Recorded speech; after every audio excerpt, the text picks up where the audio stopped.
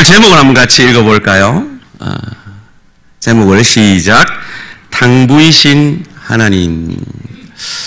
이 제목은 사실 저희 아내가 저와 결혼하기 전에 다녔고 올 1월에 제가 사임을 하고 난 이후에 제가 사역이 없을 때 저희 가족들과 함께 다녔던 뉴욕 맨하탄에 아주 유명한 리디머 교회라는 그 교회의 설립자이자 은퇴 목사인 팀 켈러 목사님의 책 제목입니다. Prodigal God이라는 제목인데요.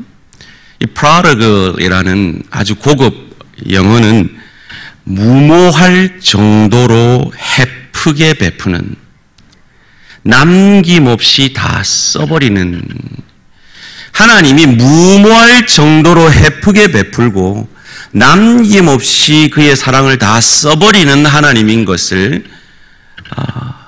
말하고 있는 책입니다. 우리가 잘 아는 오늘 누가복음 15장에 나오는 탕자의 이야기의 재해석이라 할 수 있습니다. 우리는 보통 이 탕자 이야기를 탕자에게 초점이 맞추어서 많은 은혜를 받았습니다. 합당한 은혜입니다. 그러나 사실은 이 누가복음 15장의 핵심은 탕자에 있는 것이 아니라 큰아들에게 있습니다. 이런 이야기죠. 둘째 아들이 아버지에게 재산 반을 달라 쪼릅니다. 그 말은 나는 아버지가 죽었으면 좋겠습니다 라는 배은망덕한 말입니다. 죽지 않고 유산을 받을 일은 없기 때문입니다. 그런데 이 탕부가 재산 반을 그 아들에게 줍니다. 다른 나라로 와서 허랑방탕하게 그 재산을 다 써버리고 돼지가 먹는 지엽열매도 먹을 수 없는 지경에 이르는 그 둘째 아들, 얼마나 비참한 환경이었는가. 돼지고기도 먹지 않는, 부정하다 먹지 않는 이 유대인들에게 돼지고기가 아니라 돼지가 먹는 지엽열매도 못 먹을 지경이 된 그 순간에 둘째 아들은 아버지를 생각해냅니다. 내 아버지 집에 먹을 것이 많은 데를 생각해냅니다. 그래서 이제 아버지의 아들이 아니라 품꾼으로라도 써달라고 생각하고 아버지를 찾아갑니다. 상거가 먼데 아버지는 그 아들을 알아보고 그 아들에게 입맞추고 종이 되겠다는 그 아들을 다시 아들로 삼아주며 가락지를 끼우고 새 옷을 입히고 잔치를 열어줍니다. 하루에 맡겨진 그 성실한 일, 수년 동안 한 번도 빠진 적이 없는 그 성실함의 대명사인 그 아들이 그 성실한 하루 일과를 마치고 집으로 돌아옵니다. 여기서부터 큰아들의 이야기가 시작됩니다. 이 무슨 소리인가? 당신이 죽은 줄 알았던 그 동생이 살아왔습니다. 종이 말합니다. 분노합니다. 자기에게는 그 어떤 잔치도 베풀어 준 적이 없는 아버지가 그 아들을, 그 동생을 받아들였다는 것에 분노합니다. 분노할 만합니다. 왜냐하면 그 동생을 받아들였단 말은 아버지 죽고 나면 또다시 그 재산, 남은 그 2분의 1의 재산의 또 2분의 1을 그 동생에게 줘야 하기 때문입니다. 아버지가 잔치에 초대하기 위해 나와 큰아들을 잔치로 들어가자 권합니다. 나한테는 염소 새끼 한 마리 잡아준 적이 있습니까? 그런데 저 허랑방탕하게 자기 재산을 다 써버린 저 탕자에게 송아지를 잡아주시고 잔치를 열어주시다니요 라고 되어 듭니다. 그리고 이 형은 잔치에 들어갈 그 초청에 응답하지 않고 본문은 끝이 납니다. 본문이 왜 그렇게 끝이 났느냐? 예수님은 이 이야기를 통해 잔치에 들어가도록 초청하고 싶은 사람이 따로 있었기 때문입니다. 그 잔치 초청에 응답해 주기를 바라는 사람들이 있었기 때문입니다. 그것은 오늘 본문 첫 시작 누가복음 15장 1절 2절에서 우리에게 가르쳐주고 있습니다. 1절 2절입니다. 모든 세리와 죄인들이 말씀을 들으러 가까이 나아오니 바리새인과 서기관들이 수군거려 이르되 이 사람이 죄인을 영접하고 음식을 같이 먹는다 하더라. 지금 예수님의 이 이야기를 듣고 있는 무리는 두 부류입니다. 세리와 창녀 같은 자기가 죄인인 줄 아는 죄인들이 있고 그 죄인들과 함께 있는 예수님을 비난하기 위해 찾아온 자기가 의인인 줄 아는 바리새인과 서기관들이 있습니다. 이들이 오늘 본문의 주인공들입니다. 바리새인과 서기관은 큰 형을 상징합니다. 그리고 세리와 창기는 바로 탕자, 둘째 아들을 예표하고 있는 것입니다. 이 형과 같은 사람은 어떤 사람들이었습니까? 첫째로 이들은 종교적이고 도덕적인 삶을 살면 인생이 해결될 것이라고 믿어 아버지의 잔치에 참여하지 못하는 그런 사람들입니다. 바리새인과 서기관들이지요. 팀 켈러는 그 책에서 오늘 교회 안에 이 큰 형의 부류가 도덕주의가 마치 기독교라고 오해할 만큼 큰 형의 부류가 많다라고 말합니다. 그리고 그의 수십 년 동안의 목회 경험을 통해서 이 큰 형의 부류 때문에 신앙의 첫 발을 들이는 많은 사람들이, 신앙을 떠났다 다시 돌아온 많은 사람들이 상처 입는 것을 많이 보았다라고 고백하고 있습니다. 큰 형들은 마치 오늘 바리새인과 서기관들이 예수님이 세리와 창기와 교제하는 것을 보며 비난하듯이 그들을 정죄하는 마음으로 가득 차 있었기 때문입니다. 오늘 이 한국 기독교에 가나안 성도가 많다고 합니다. 여러분, 가나안 성도가 뭔지 아시죠? 가나안, 거꾸로 해보세요. 시작. 안 나가. 예수는 믿는데, 하나님은 믿는데 교회 안 나가는 성도가 그렇게 많다고 합니다. 그들이 교회를 안 나와 봤을까요? 노력을 해보지 않았을까요? 그런데 큰 형들에게 상처 입고 정죄받아 여전히 그 자리를 지키고 있는 것은 아닐까요? 그런데 예수님은 이 큰 형도 옳다고 하지 않으십니다.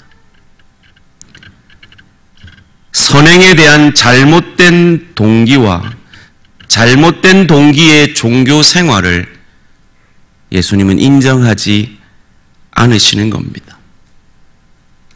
저는 대학교 3학년 때 술을 먹기 전에 큰형 부류의 사람이었습니다. 최고로 좋았던 것은 술을 먹지 않고 교만하지 않는 일이었습니다. 근데 그때 제 신앙의 수준으로는 그것이 힘이 들었습니다.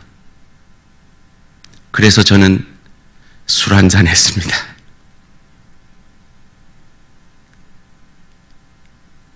그리고 저는 기억합니다. 목사로서 늘 마음에 새기고 있습니다. 내가 목사이기 때문에 큰형과 같은 사람이 될 수 있다는 것을, 내가 새벽 기도를 하기 때문에 큰형과 같은 사람이 될 수 있다는 것을, 내가 11조를 하기 때문에, 내가 범사에 감사헌금을 하기 때문에, 내가 기도헌금을 했기 때문에, 내가 성교헌금을 하고 있기 때문에, 내가 수요일, 금요일 모든 교회 집회는 다 참석하고 있기 때문에, 내가 정말로 열심히 봉사하고 헌신하고 충성하고 있기 때문에, 내가 직분자이기 때문에 나도 큰형이 될 수 있음을 늘 마음에 새깁니다. 이 귀한 것이 왜 그렇게 될 수 있습니까? 그 귀한 것으로 자기를 증명하려 할 때입니다. 상대의 유익이 아니라 내 존재를 증명하기 위해서 그 귀한 일을 할 때, 그것은 큰형의 그것과 다르지 않은 것입니다. 소원합니다. 우리 대한가족들 충성하시고 아름답게 헌신하시고 복음을 위해, 하나님 나라를 위해 아낌없이 들이시되 큰형의 마음이 아닌 나의 나됨을 통하여서 주의 교회를 유익게 하고 내 지체를 유익게 하는 그리스도 예수의 마음을 가지시기를 주님의 이름으로 축원합니다. 두 번째로 큰형과 같은 사람은 어떤 사람입니까? 자기 중심주의에 빠져서 아버지의 잔치에 참여하지 못하는 사람들입니다. 스스로가 인생을 구원하려 하고 칭찬과 자기 이익과 자기 만족감이 목적이 되어서 열심히 일하고 헌신하고 종교적인 생활을 할 때 그것은 그의 동생의 방탕함, 자기 자신을 위한 방탕함과 다르지 않음을 오늘 예수님은 지적하고 계십니다. 성경은 이 자기중심주의, 이기가 죄의 뿌리라고 단언합니다. 이 형에게는 아버지를 향한 사랑은 찾아볼 수가 없습니다. 자기가 성실히 일한 그것에 대한 인정과 교만함과 그 동생을 향한 정죄 외에는 찾아볼 수가 없습니다. 그래서 이 형 부류의 사람은 오히려 동생 부류의 사람보다 훨씬 위험합니다. 왜냐하면 스스로가 잘못된지도 모른 채 잘못된 길을 가고 있기 때문입니다. 이런 우스갯소리가 있습니다. 한 교회에서 재직회를 마쳤습니다. 그래서 재직회 기도에 한 장로님께 재직회 마침 기도를 부탁을 했습니다. 이 장로님은 평소에 기도 열심히 하는, 성경을 창세기부터 요한계시록까지 깨는 장로님이었습니다. 기도를 시작했습니다. 창세기부터 시작합니다. 갑니다. 요한계시록까지 쭉 갑니다. 그가 아는 그 형산유수의 말로 30분 기도를 마치고 아멘 했는데 아무도 없고 목사님 혼자 남아있는 겁니다. 장로님 묻습니다. 목사님, 재직들 다 어디 갔습니까? 예, 장로님 홍수 기도할 때 홍수에 다 떠내려 가십니다. 우스운 이야기고 과장된 이야기지만 우리 안에 있는 신앙을 통한 자기 과시력, 큰형과 같은 마음, 나의 고급한 신앙을 통해 내가 당신보다 월등한 신앙인이라고 내어 보이기 원하는 그 마음을 얼마나 잘 보여주는 말입니까? 여러분, 신앙은 배려입니다. 배려 없는 신앙의 열심은 그것은 자기 만족일 수는 있을지 몰라도 결코 교회에 유익하지 않습니다. 자기 존재를 증명하기 위한 열심은 하나님이 기뻐하시지 않는다는 겁니다. 그 열심으로 상대를 정죄하고 그 열심으로 상처를 입히고 그 열심을 통해 상대에게 기죽게 만드는 그 신앙은 결코 하나님이 기뻐하시지 않는다는 겁니다. 그림을 하나 보겠습니다. 탕자의 귀향이라는 유명한 기독교 작가 렘브란트가 그린 1699년 작품입니다. 이 그림의 주인공은 바로 오른쪽에 서 있는 형입니다. 렘브란트는 한창 잘 나가서 그 스스로가 탕자의 삶을 살고 돌아온 사람이기 때문에 아마 그는 탕자의 심정이 그 아버지의 사랑이 절절했을 겁니다. 그럼에도 그는 놓치지 않고 그 형의 정죄하는 저 눈빛, 저 태도를 그리고 있습니다. 두렵고 떨림으로 기억해야겠습니다. 오늘 성경은 반항하는 인간의 대표자인 동생과 종교적인 인간형인 형을 대조하고 있습니다. 다른 두 사람 같지만 사실은 이 둘 다 하나님께 반항하며 하나님의 자리에 자기 이익과 자기 만족을 놓은 똑같은 죄인들입니다. 팀 켈러는 그 책에서 유명한 살리에르와 모차르트 이야기를 우리에게 들려줍니다. 우리가 잘 알듯이 살리에르는 모차르트 때문에 평생 아파하는 인생을 살지 않았습니까? 그는 참으로 신앙이 있는 사람이었습니다. 아니, 신앙이 있어 보이는 사람이었습니다. 선행에 열심인 사람이었습니다. 종교적인 열심이 탁월했던 사람이었습니다. 그런데 그에게 하나님, 그에게 사람들이란 자기 자신을 높이고 자기 자신을 인정하는 도구에 불과했습니다. 하나님 앞에 내가 이만큼 드렸으니, 이만큼 봉사했으니, 이만큼 헌신했으니 당신이 내게 그 재능을 주어야 하지 않습니까? 그런데 모차르트에게 주신 하나님의 재능에 그는 아파합니다. 그런데 모차르트는 참 방탕하지만 순수하게 하나님을 만납니다. 마치 오늘 탕자와 형처럼 말이죠. 이 살리에르의 모습은 오늘 본문의 형과 너무나 비슷해 보입니다. 하나님을 수단화하고 있다는 면에서 말이죠. 삶의 목적이 자기 만족과 자기 행복을 우선 추구하는 면에서 말이죠. 그런데 문제는 이 형들 같은 신앙인들에게 자기가 그런 사람으로 느껴지지 않는다는 것입니다. 여러분, 착각은 뭐도 없다? 착각은 뭐도 없다? 약도 없다라는 말이 있잖아요. 어떤 할머니가 길을 걷는데 자꾸 어떤 아저씨가 쫓아오면서 가치가 처녀 그러더래요. 아니, 내가 좀 젊어 보이로서니 내가 처녀 정도는 아닌데 저 아저씨 이상해 하면서 보청기를 틀었더니 갈치가 1,000원, 갈치가 1,000원 그랬다는 유명한 얘기가 있잖아요. 할매도 처녀라 하는데 그게 처녀로 들리는 거예요. 착각은 약도 없다는 겁니다. 소원합니다. 혹 내 안에 큰형 같은 요소가 있다면,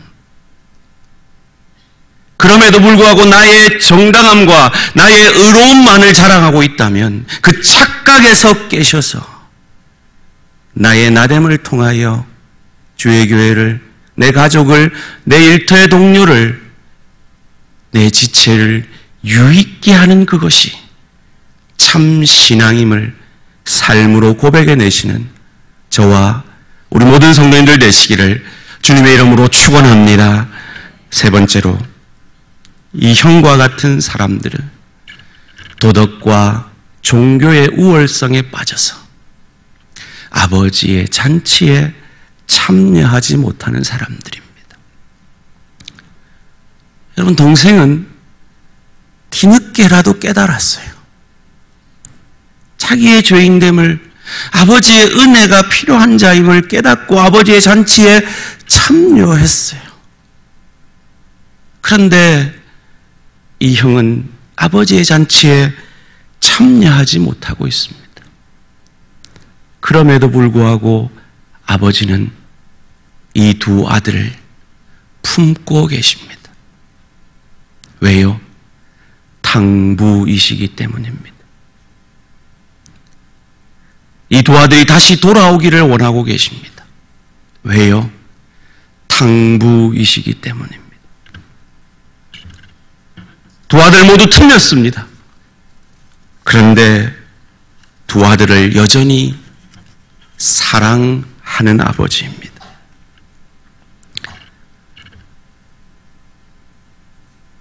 저와 여러분은 첫째 아들이십니까? 둘째 아들이십니까? 우리는 둘 다입니다. 우리는 둘 다 될 수 있는 사람들입니다. 그래서 복음이 필요합니다. 자신의 의로우심으로 정죄하지 아니하시고 자신의 의로우심, 그 잘남으로 우리를 초라하게 만들지 아니하시고 자신의 그 의로우심으로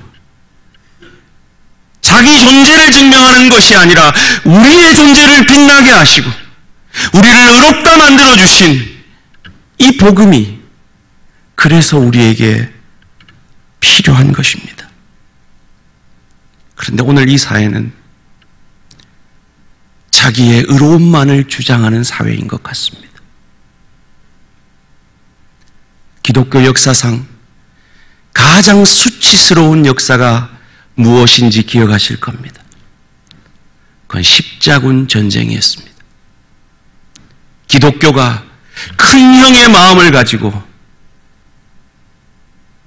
이교도들을 침입한 그 십자군 전쟁.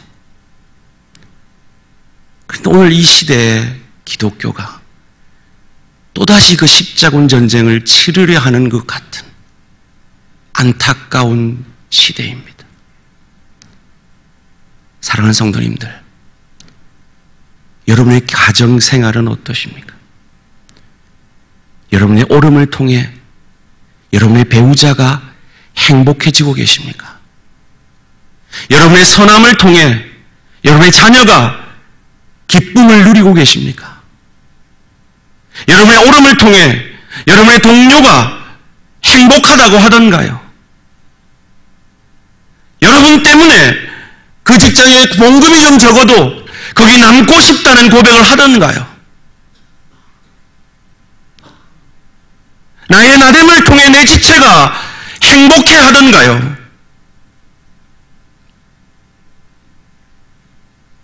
그렇지 않다면 어쩌면 우리는 큰 형의 마음으로 신앙생활을 하고 있는지도 모르겠습니다. 우리가 잘 아는 미국 사람들이 가장 존경하는 16대 미국 대통령 아브라함 링컨에게 이런 일화가 있습니다. 그가 하원의원에 출마했을 때 신앙 좋은 상대 후보가 이렇게 조롱합니다. 저 링컨 저 사람은 신앙생활 별로 잘 안 해요. 신앙 별로예요. 여러분 중에 천국 가고 싶은 사람 손 들어보세요. 모두 손을 들었습니다. 근데 링컨은 손을 들지 않았습니다. 저거 보세요. 저 링컨 신앙 안 좋아요. 링컨 당신 천국 안 가고 싶어? 지옥 가고 싶단 말이야? 그러자 링컨은 이렇게 답하지 않았습니다. 내가 11조를 얼마 하는데, 내가 주일 성수를 얼마나 잘하는데, 내가 교회의 직분이 뭔데, 내가 성경을 몇 독 했는데, 내가 새벽 기도도 하는데 라고 말하지 않았습니다. 그는 웃으며 이렇게 얘기했습니다. 저는 천국도 지옥도 지금 가고 싶지 않습니다. 저는 하원으로 가고 싶습니다. 라고 말이죠. 여러분, 이 고백에 담긴 신앙의 넉넉함이 느껴지십니까? 이런 신앙의 넉넉함이 저와 여러분의 것이 되기를 주님의 이름으로 축원합니다. 가난한 성도들이 교회를 오면 뭔가 커다란 높다란 벽이 느껴진다고 합니다. 그리고 그 벽 안에 있는 교회는 마치 그 교회에 오래 다닌 사람들만의 교회인 것 같은 느낌을 받는다고 합니다. 그 교회에서 헌금 많이 하는 사람들만의 교회인 것 같은 느낌을 받는다고 합니다. 그 교회가 마치 목사 거고 중직자들의 것인 것 같은 느낌을 받는다고 합니다. 우리 대한교회는 어떤 교회입니까? 여러분 중에 아마 많은 분들이 이찬수 목사님 설교를 듣고 계실 줄 압니다. 여러분, 그 교회가 오늘의 그 교회가 된 배경에는 이런 이야기가 있습니다. 이찬수 목사님 알다시피 서울 사랑의 교회에서 분립 개척하지 않았습니까? 서울 사랑의 교회에서 잘 훈련받은 리더들이 함께 개척을 한 교회입니다. 이찬수 목사님 이름도 있고 하니까 성도들이 단시간에 많이 몰려들었습니다. 훌륭한 사람들이 많이 왔겠죠. 그러다 보니 서로 처음 개척한 그 개척 멤버들과 새로 온 사람들 사이에 갈등이 시작됩니다. 그것이 심해져서 목사님 기회까지 들립니다. 목사님이 함께 개척했던 사랑의 교회에서 온 그분들을 소집을 합니다. 그리고 그분들에게 민망할 정도로 호통을 칩니다. 이 따위로 할 거면 당장 사랑의 교회로 돌아가라고. 근데 그분들이 훌륭한 건 그걸 견뎌냅니다. 속은 문드러지 가는데 자기 자리를 지킵니다. 그것이 분당 우리 교회가 오늘의 그 교회가 된 초석입니다. 저는 믿습니다. 하나님 나라에 가면 이찬수 목사님 받은 그 상 이상으로 저는 그분들이 하나님의 칭찬을 받을 것 같아요. 오늘 이 이야기의 하이라이트는 무엇입니까? 아버지 하나님의 사랑입니다. 누가복음 15장에 세 비유가 나오거든요. 첫 비유는, 마지막 비유가 탕자 비유예요. 첫째 비유는 잃은 양 비유고요. 둘째 비유는 잃은 동전 비유예요. 이 두 비유의 공통점이 있습니다. 뭔가를 잃어버립니다. 그리고 누군가가 찾으러 갑니다. 찾아서 잔치를 벌입니다. 그런데 이 공통점의 탕자 비유는 하나가 빠집니다. 뭘까요? 찾으러 가는 사람이 없습니다. 이 비유를 통해서 예수님은 말씀하고 있습니다. 내가 탕자 같은 너희를, 큰형 같은 너희를 찾으러 온 하나님의 맏아들 구원자 예수다. 그 메시지를 던지고 있습니다. 그리고 그 은혜를 너희도 받았으니 너희도 그들을 찾아다오.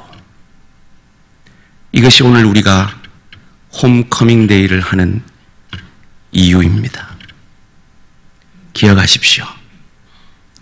아버지 집에는 양식만 풍족한 것이 아니라 은혜도 풍족했습니다.